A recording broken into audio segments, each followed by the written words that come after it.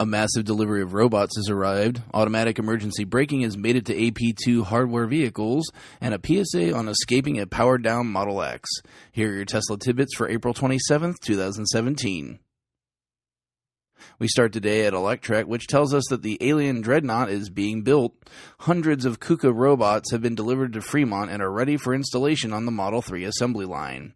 In the unlikeliest of places, the pictures of the delivery were posted to a gun trading forum by someone claiming to be a field service engineer for KUKA robots. After the guy realized that this was very likely a career-limiting move, he removed the post, but lucky for us, not before someone else saved them and kicked them off to Electrek. In the post, he mentioned that he was there to install 467 robots and 21 KL slides over the next 7.5 weeks. So this puts the finish of that work just before the expected July start of production, and this is just the installation of the robots. It doesn't even account for configuration for the jobs they're to do and quality testing. This seems to be cutting it a bit close in my book, and I'm now seeing my first inkling of a delay in the production schedule.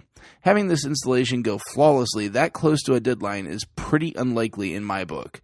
I've previously posited that Tesla would get 50,000 Model 3s out the door this year, but I think I'm going to revise that number down to 40,000 based on this latest information. I hope that Tesla can prove me wrong. My only story yesterday was that automatic emergency braking, or AEB, was coming this week to AP2 hardware vehicles. Electrek today confirms that today is the day that the update began rolling out. Post-update, the feature will be enabled by default, but rather interestingly, it can be disabled on a per-drive basis. Another option is that there is the sensitivity of the forward collision warning, which is the audible sound of a crash being imminent, and the warning can also be disabled completely, as well as adjusted to a late, medium, or early setting.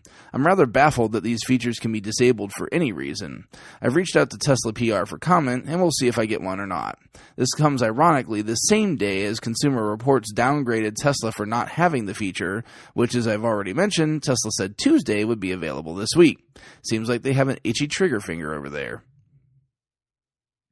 Recently in China, a Model X was involved in a crash and caught fire, and the electrical system shut down. I didn't cover the story because I've made a conscious decision to stop giving attention to things that are only news because they happened to a Tesla, and clearly this was only a story because it happened in a Tesla and there was a lawsuit attached to it. However, one of the elements to this story was that the folks in the second row of seating claimed they were unable to exit via the Falcon wing doors due to the power being out. Much as I've done in the past, I'd like to offer a public service announcement that there is indeed a way to escape the Falcon wing doors in the event of a power loss, and Teslarati has video of the procedure. The answer lies in the speaker covers on the door. There is an easily graspable lip on the cover that allows it to be pulled off. Once this is done, you'll see a loose metal wire with a ball on the end. This is the manual release mechanism. Giving it a strong tug will release the door latch, and the door can then be manually opened for exit. The video notes that this is no small task. The video's host notes that it would likely be a good idea to give this a test run just so you're aware of how everything works before you need to know it in an emergency. I'd probably speak with a service advisor first to see if there's any harm that could come to the car by doing this in a non-emergency situation before putting this into practice, but the logic behind the advice is solid. In our penultimate story, check the show description for the Teslarati link to another set of pics for our lovely blue Model 3 release candidate that was found out and about again. Lastly tonight, I end with a couple of show housekeeping notes. First up, those of you who pay super close attention probably realize that the main communication medium that I use for the show is the Twitter account @TeslaTidbits. However, the show lives on many other social media outlets as well. Patreon, YouTube, Facebook, Google+, as well as the Teslarati forums, which Gene kindly invited me to post the shows to. Thanks again, Gene, for that exposure, as well as your retweets of the show. It's all much appreciated. As I mentioned before, producing the show each night is no small amount of work, a good bit of which is generating posts to social media.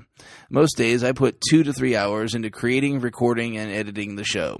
I wanted to let everyone know that Twitter and Patreon are the place to find me for interaction, and the other social media presences are purely limited to publishing the show.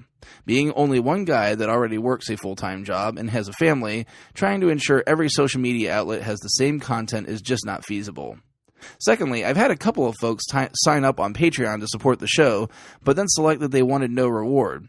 When I saw this, I was a bit confused, and then realized that some folks may wish to keep their support anonymous.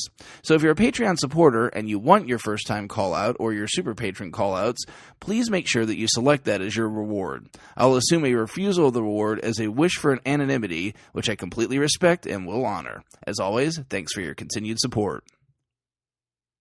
You can find the links to today's full stories in the show description. This show operates on a value-for-value model. If you get some value out of what I do each day, please consider supporting me at patreon.com/Tesla Tidbits. Many thanks to super patrons John Waltower, Drew Schuyler, Cookie UK, and John Waller for supporting the show at the $10 plus level.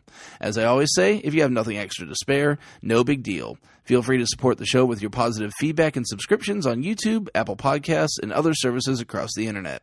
Lastly, if you're in the market for a Tesla, you can get yourself $1,000 off while supporting the show and super patron Drew Schuyler by using the referral link ts.la/Andrew1233. That's all for today. If you have feedback for me, the best way to be heard is to tweet at Tesla Tidbits. I'll see you back here again tomorrow. Until then, keep it charged and hit the road.